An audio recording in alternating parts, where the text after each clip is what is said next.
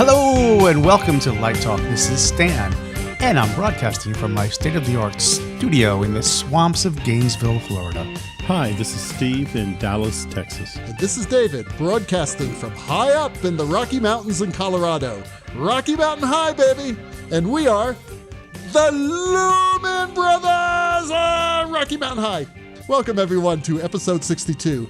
We had a lot of buzz from last week's episode, by the way. Do you remember that? Disco Mites? Yeah, I remember. It was great. Anyway, in fact, it now holds the record for most downloads over a weekend.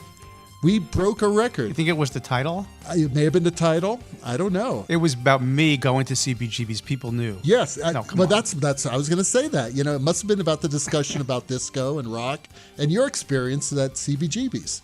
So, you know, we posted some fun pictures up there on the Facebook Light Talk group page. So if anybody wants to look at it, and there's also a great article that someone wrote about being a rocker back in Stan's days. I think in your part of the country too, Stan. And it even mentioned the Rock Roller Palace in Sheepshead Bay in my neighborhood. It was reading that article was like that guy was my. You know, that's just who we were. I mean, and literally like I said, those four guys in the Chevy in Saturday Night Fever. That was, I'm not going to mention names, but that was us. I mean, you could have written the autobiography of a bunch of Brooklyn kids in that movie. That's who we were. When I found that article, I thought about you. I said, okay, Stan's going to love this because I bet this is exactly what he went through.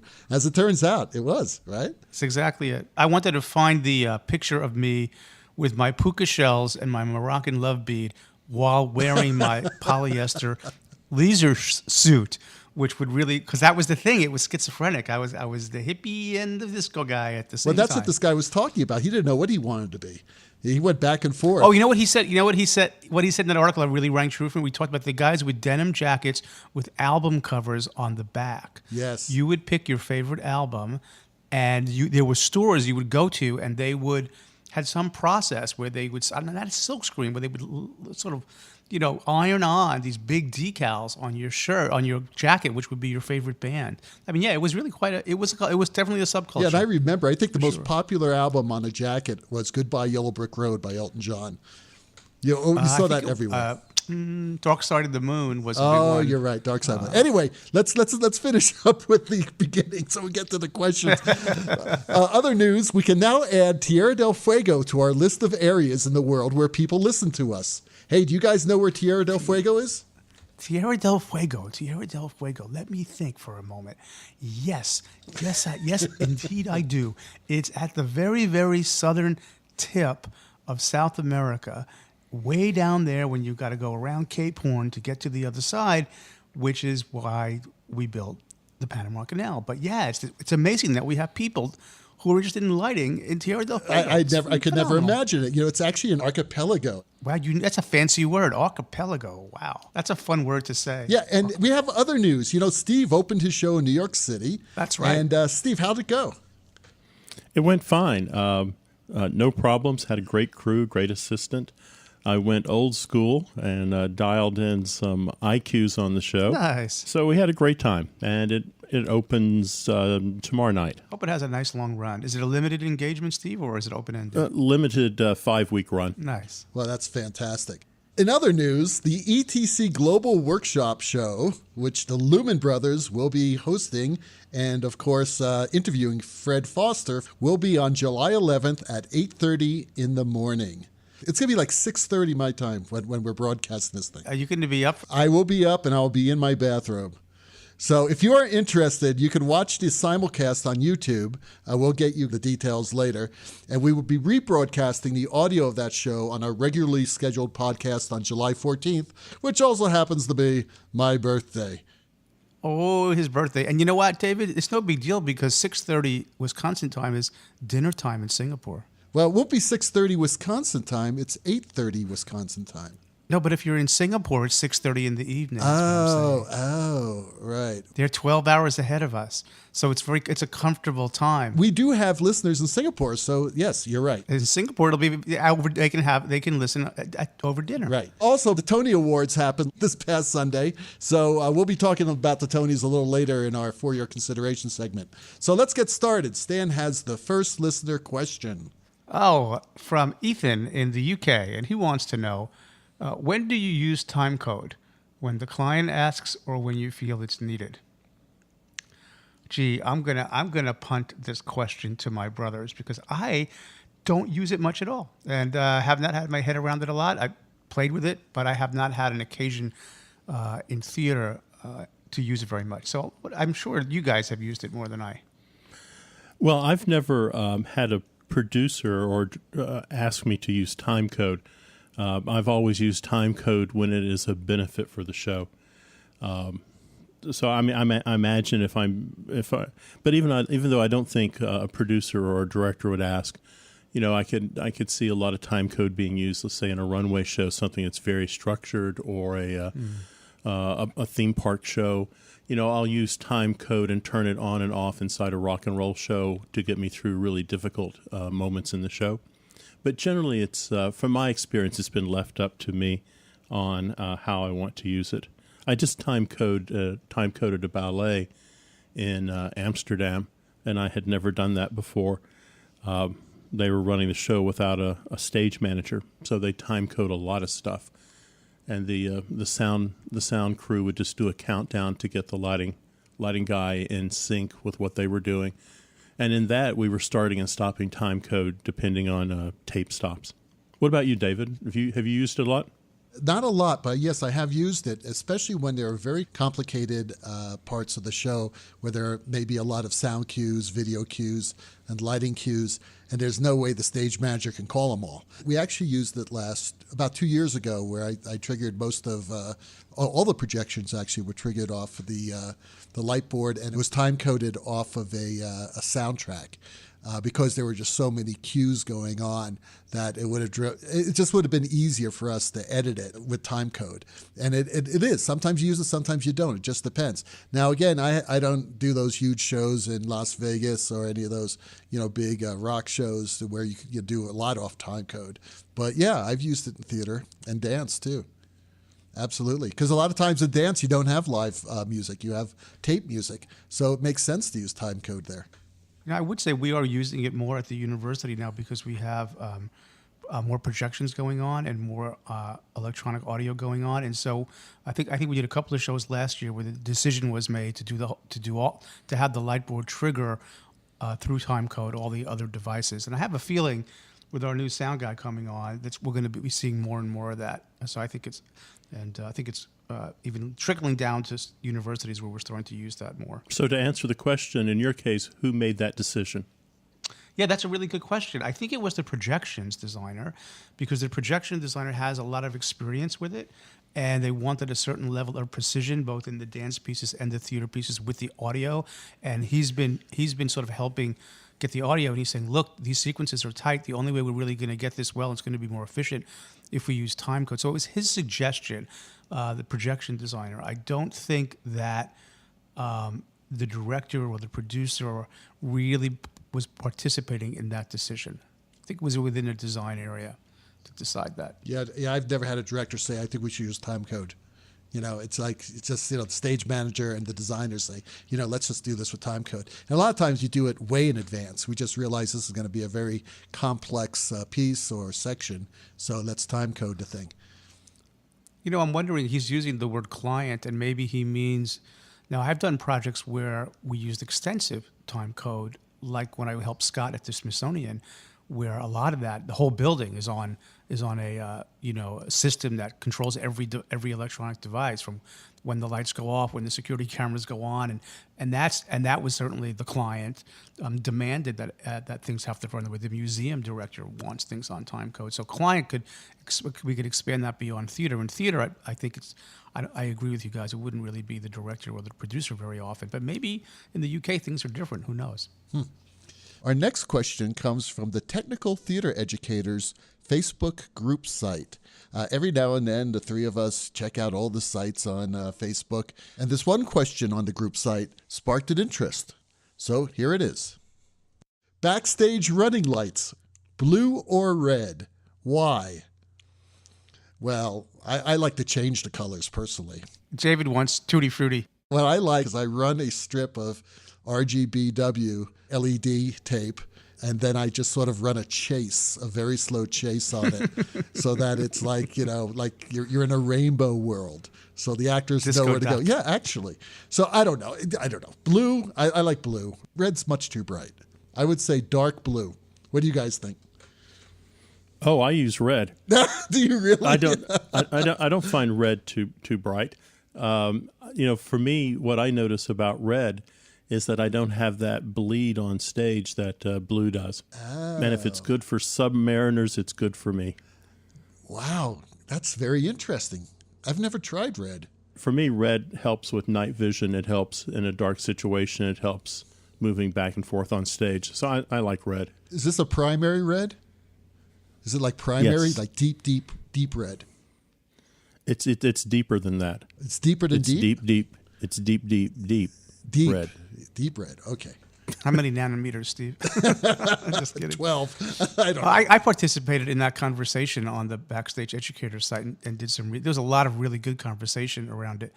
So, and yes, Steve is right that red does preserve night vision, but at low levels, because it doesn't bleach out the rhodopsin, which is the chemical in your rod vision that is super sensitive to light, but it's mostly sensitive to red and green, but at high levels.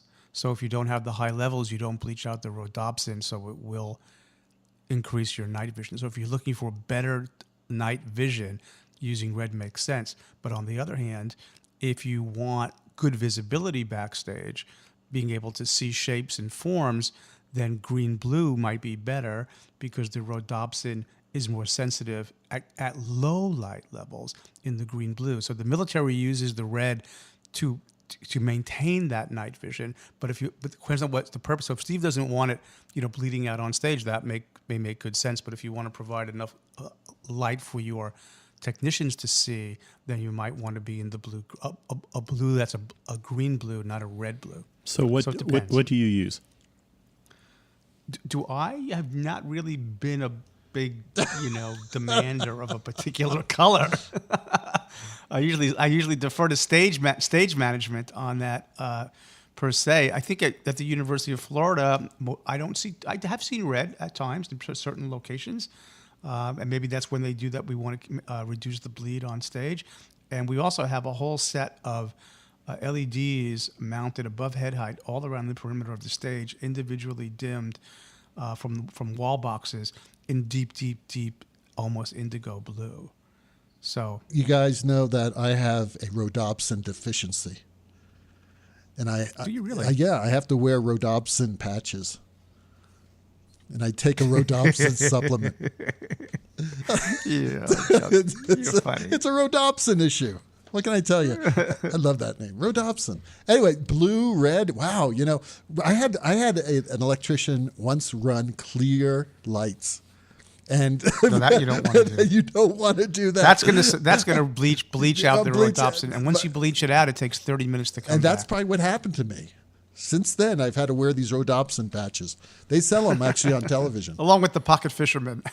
Okay, we have a question from Vitor in Portugal, and he writes, "Hi everybody, I am searching for a good LED par. Can you give me any ideas?"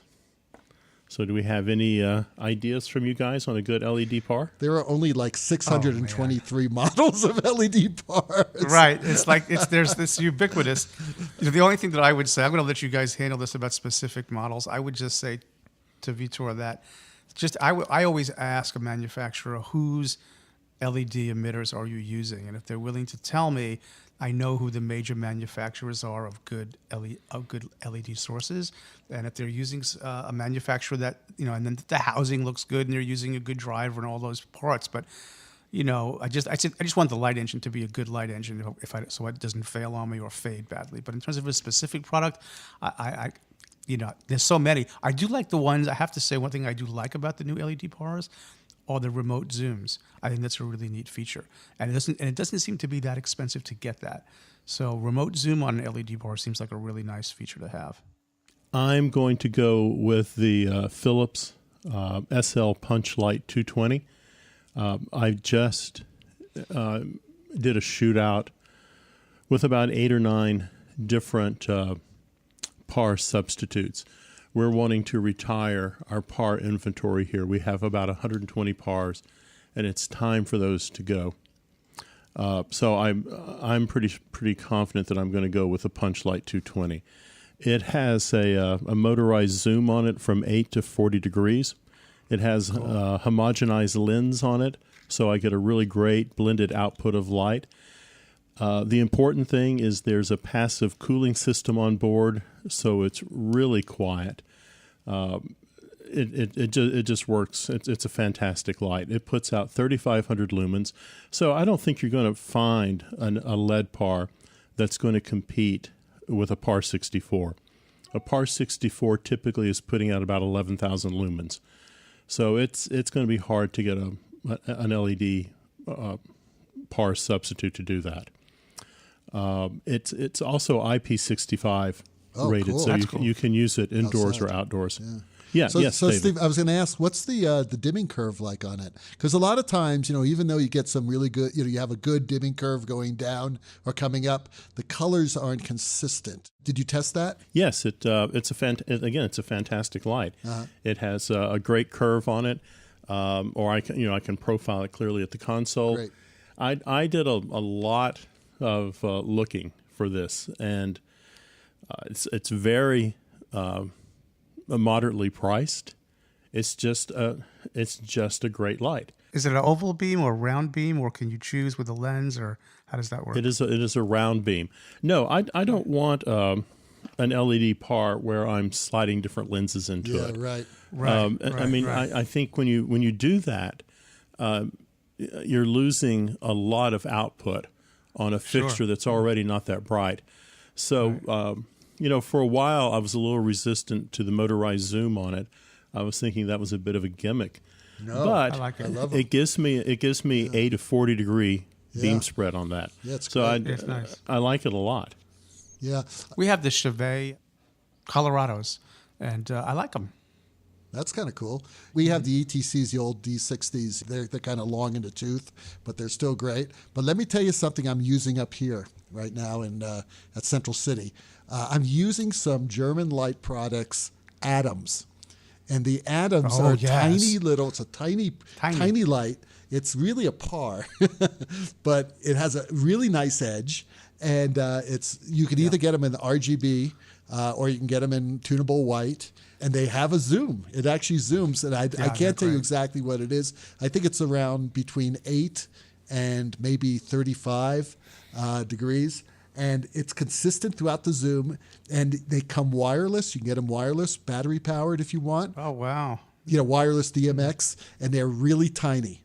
And that is the beauty of them. We saw them at LDI last year. They're awesome. They're totally awesome, and they're great to hide on a set if you want to do, because we got a bunch of shadow effects, and there's not a lot of places to hide on the set, so I needed a super small profile, powerful light, and I have been searching for a light like this forever, and I found it. Now, who is it? Altman, they make those cubes, microcubes, or mirror cubes.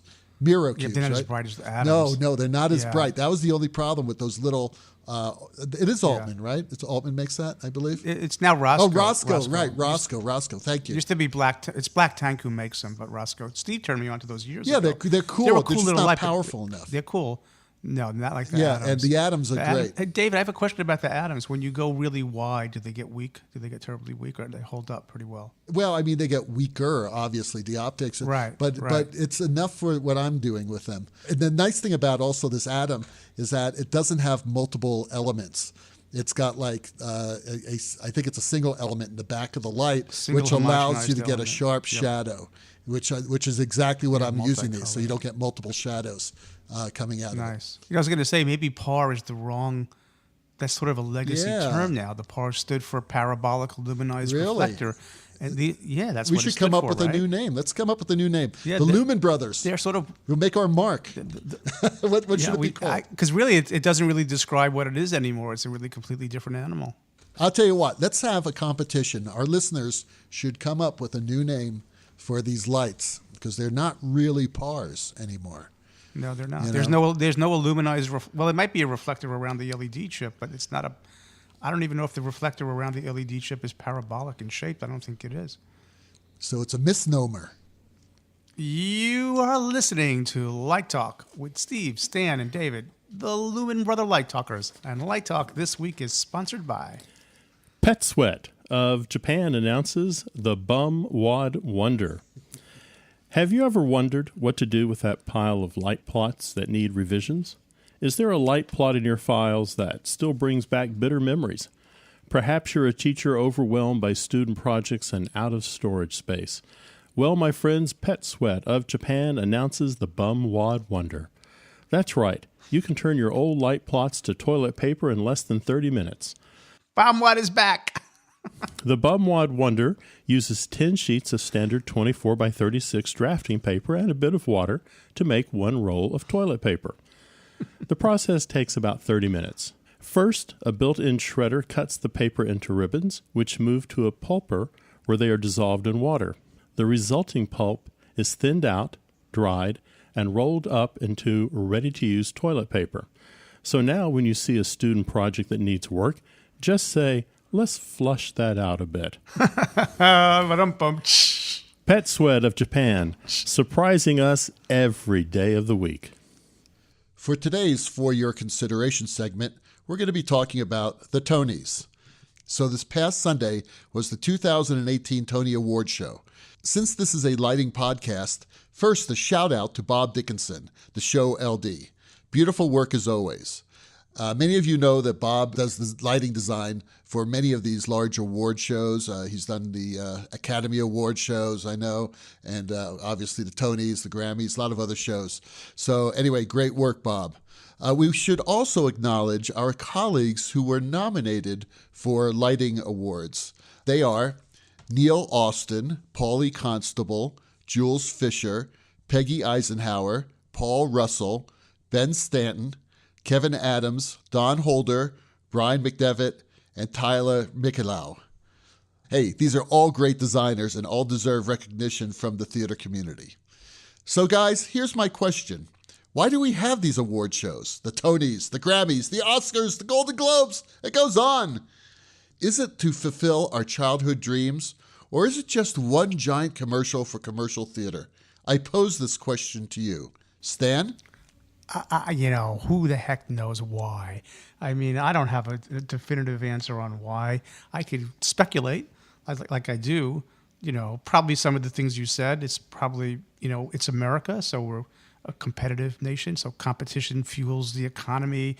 You put on a show, it's advertising, it gives shows notoriety, it gives people something to strive for, it makes you feel good when you win something. I don't know how it makes people feel when they're bad at something. It probably does have, people here. It's an advertising ploy. People, that show won 7 Tonys, I better go see it. It puts people to work. It's another show. So there's probably value in it, in that sense that people get to sort of builds community among the theater artists in New York, in a sense. Awards have their purpose. We do the same thing in sports. We do the same thing in a variety of fields to award excellence. It sort of sets a bar. So it's not a bad thing per se. This Tonys, I thought it was interesting visually. It's great to see, what they do and how they put it together. I know we have a friend who runs the Verilight console on that show, so he always provides a little insight, on his Facebook page when it's going on. I thought it was interesting that I don't think there was much hard scenery on this one. It looked like a lot of LED panels, and it's amazing how good they can make that look on camera.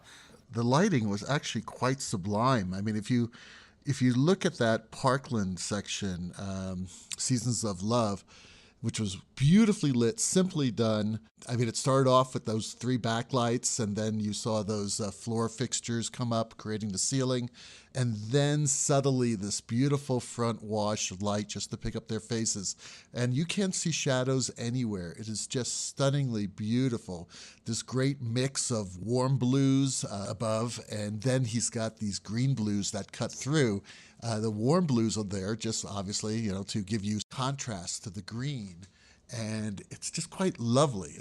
Also, that blue-green backlight etched the kids so well. Beautiful contrast to that warm, soft face light.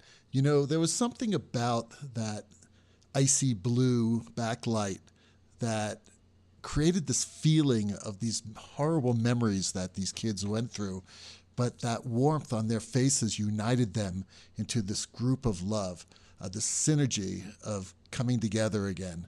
To me, that was very, very powerful. I really loved the Parkland kids. I thought that was really beautiful. Yeah, the Parkland kids were amazing. They were from Marjorie Stoneman Douglas High School in Parkland, Florida, where that horrible shooting took place. And they pretty much stole the show, in my opinion. And I don't know, man, that one woman, that young woman who sang the lead, she really tore the house down. You just imagine all the agents clamoring to sign her after this performance. And a shout out also to their teacher, Melody Herzfeld. Apparently she won a Tony for Outstanding Theater Education. So this says a lot about theater students, and it says a lot about theater training in the United States and how important it is. I think what we need to remember is the Tony Awards were put together to honor Antoinette Perry. Antoinette Perry was the executive director of the theater wing. She was a director, she was a producer, she was the wartime leader of the American theater wing, and she had recently passed away. So the new executive director, who was Vera Allen, wanted to do something to recognize Antoinette Perry and keep her memory alive. So the Tony Awards were created. This was back in 1947. So with the Tony Awards, there's a legacy back to someone who meant something to the American stage and promoted New York theater in the best way. And that's a little different, perhaps, than the Oscars or the Grammy Awards. Yeah, there's a lot of theater history there.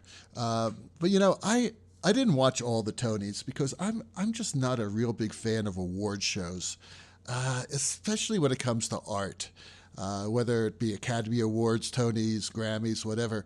I just feel that we should celebrate the art. I don't see it as a competition where all artists, our art is all different. What makes one person's art better than another person's art?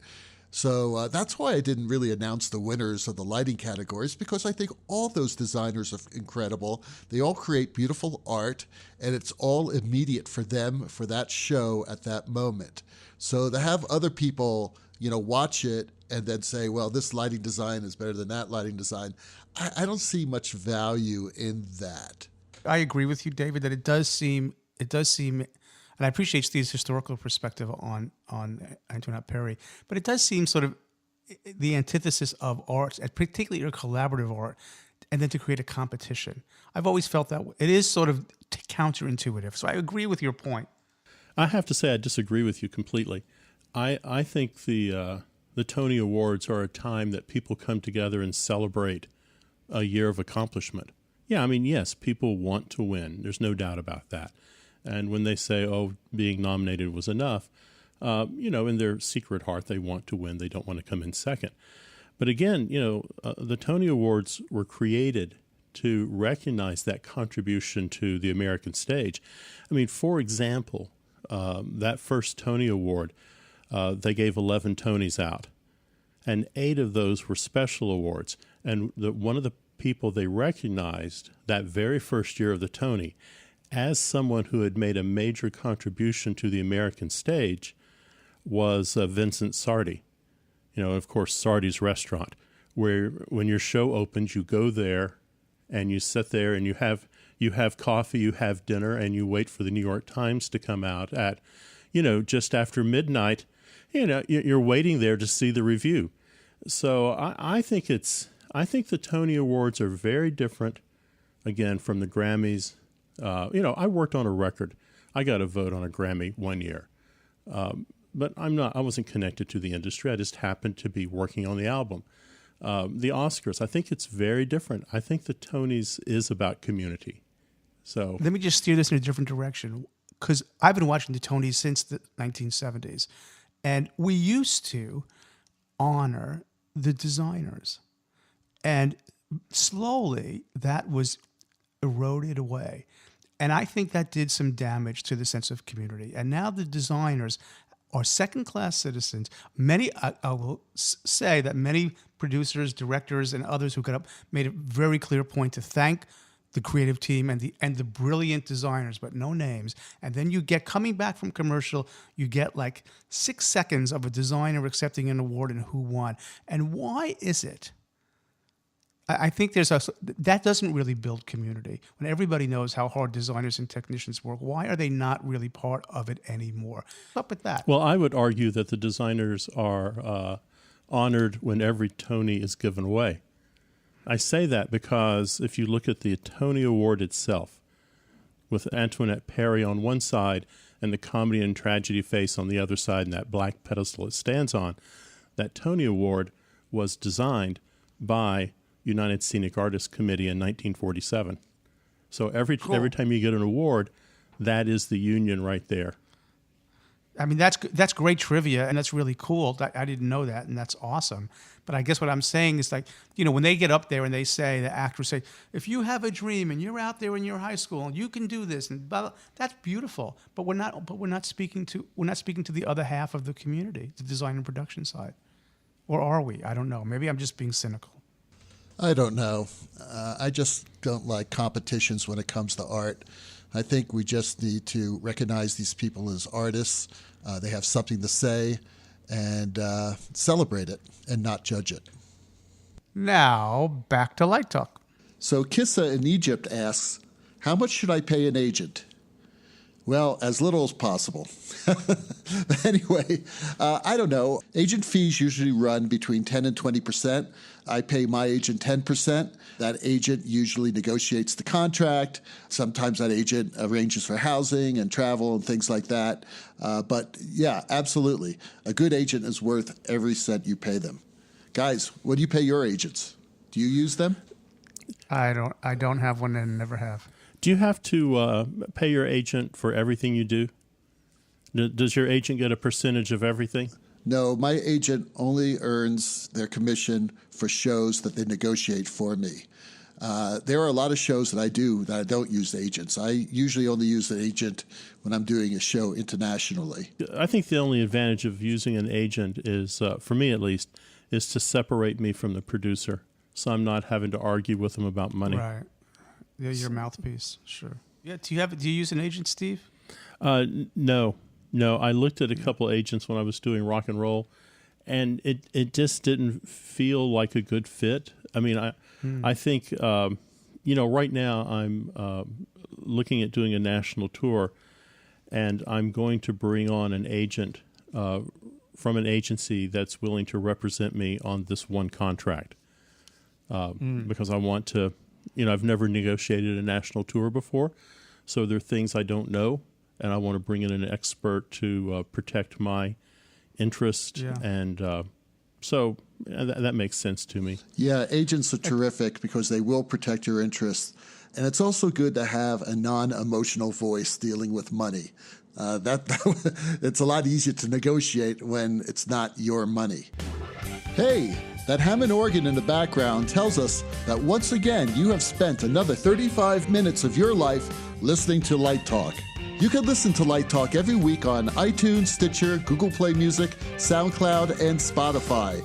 And don't forget to join Light Talk on Facebook so you can post your questions and comments. And certainly don't forget to subscribe to the podcast. That way you won't miss a second of crazy Lumen insanity. No guarantee is offered regarding the accuracy of any statements or opinions made on this podcast. In other words, don't sign anything before reading everything. Light Talk is written and produced by the Lumen Brothers, coming to you from Central City, Colorado, Gainesville, and the Lone Star State. And be sure to tune in next week when we discuss, when did you stop being hands-on during the load-in? How do you handle class size? Any suggestions for a good LED Fresnel? And tell me about your first design. All that and a new sponsor, Light Talk, broadcasting questionable Lumen knowledge and humor around the world. So we'll see you all next Saturday morning. Bye-bye from Light Talk. Bye-bye, everybody. Light Talk.